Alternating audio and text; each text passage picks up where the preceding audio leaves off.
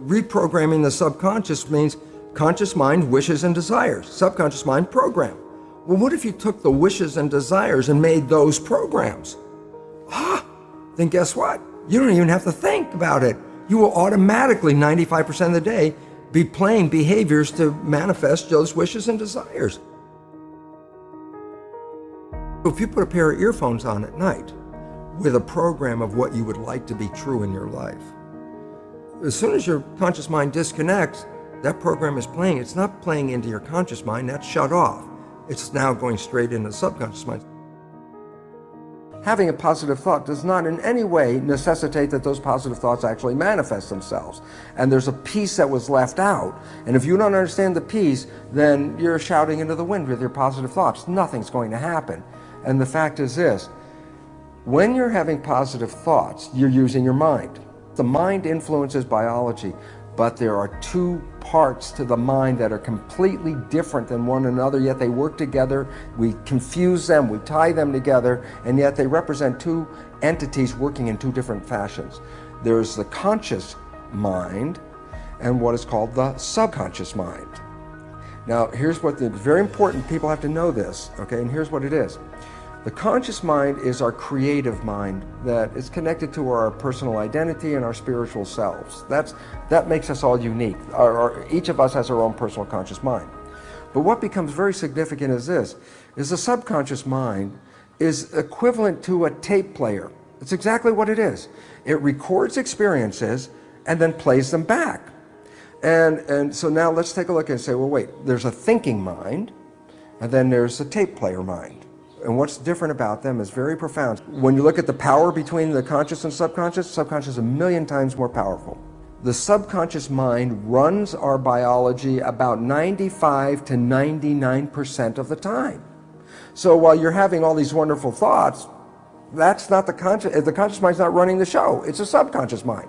So blaming the subconscious mind as a negative thing that's the first mistake. It's a tape player. The programs that we got, that's the source of the problems that most of us face.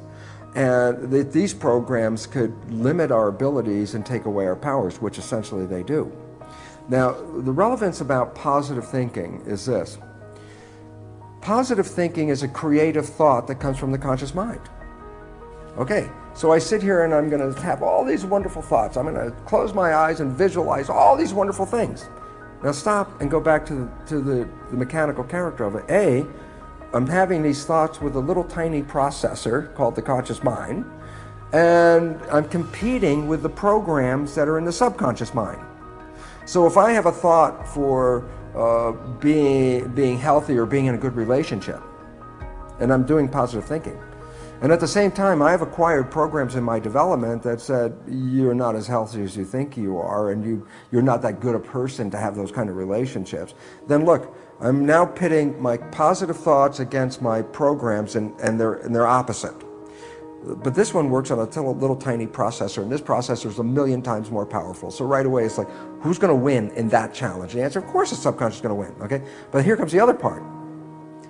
While I can try to maintain positive thoughts in my life using my conscious mind, this conscious mind only operates less than 5% of the day. That says 95% or more of the day, I'm operating from the other belief system. The point is, do the math. How powerful are positive thoughts? And the answer is, unless the subconscious has the same programs in agreement as the conscious mind, power of positive thinking will not work. It will not work because you're competing against a much more powerful processor. So the idea is, when life doesn't work, when you don't find that relationship that your positive thinking was looking for, when you don't get that health that you were looking for because your positive thinking was asking for it, we have a tendency, therefore, to blame the outside world because, as far as I know, my intention was for all these wonderful things. And when I don't get it, it can't be me because I have all these wonderful positive intentions. What we didn't see was, while we were having those positive intentions, using our conscious mind for those positive intentions, the subconscious was running the show. And we didn't see that we generally sabotage and destroy or limit our own lives with behaviors that are not supporting us. Every night when you go to bed, just when you're just falling off into sleep, consciousness is disconnecting. The next period of your brain operation while your consciousness is disconnected is theta, which is the same brain function as in the first 7 years. So if you put a pair of earphones on at night with a program of what you would like to be true in your life, as soon as your conscious mind disconnects, that program is playing. It's not playing into your conscious mind, that's shut off. It's now going straight into the subconscious mind. So it's called auto-hypnosis. You don't need to go see a hypnotherapist. You just have to pick out what program would you like to have that you don't have. And they sell these programs in all kinds of places. Okay. So reprogramming the subconscious with wishes and desires means you don't even have to think about it. You will be successful because 95% of the day, your program automatically will be seeking your wishes.